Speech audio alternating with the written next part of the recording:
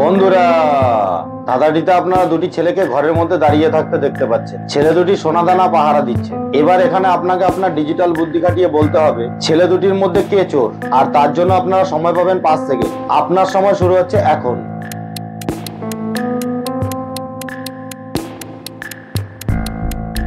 আশা করি অনেকেই অনুমান করতে পেরেছেন।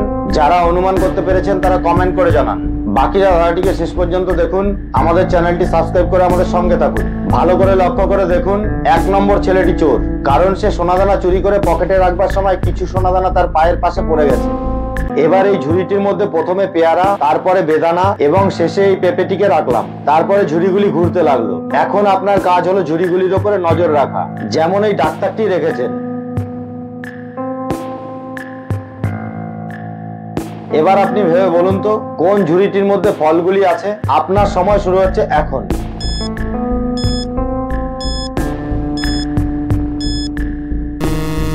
আশা করি অনেকেই বুঝতে পেরে গেছেন। যারা বুঝতে পেরেছেন তারা কমেন্ট করে জানান।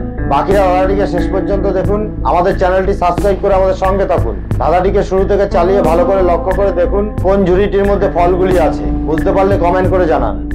ধাঁধাটিতে আপনারা একটি লোককে দাঁড়িয়ে থাকতে দেখতে পাচ্ছেন। তিনি অফিস যাওয়ার জন্য প্রস্তুত হচ্ছেন, কিন্তু তিনি তার ঘড়িটি কিছুতেই খুঁজে পাচ্ছেন না। তিনি তার ছেলে মেয়ের উপরে সন্দেহ করলেন, তাই বেরিয়ে গেলেন তাদের জিজ্ঞাসাবাদ করবার জন্য।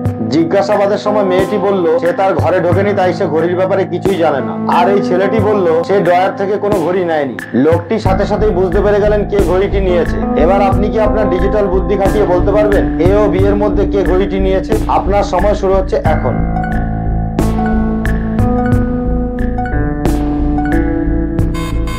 আশা করি অনেকেই অনুমান করতে পেরেছেন। যারা অনুমান করতে পেরেছেন তারা কমেন্ট করে জানান। বাকিরা ধারাটিকে শেষ পর্যন্ত দেখুন। আমাদের চ্যানেলটি সাবস্ক্রাইব করে আমাদের সঙ্গে থাকুন। ভালো করে লক্ষ্য করে দেখুন বি অর্থাৎ ছেলেটি ঘড়িটি নিয়েছে, কারণ সে যদি ঘড়িটি না নিত তাহলে জানতেই পারতো না ঘড়িটি ড্রয়ারের মধ্যে রয়েছে।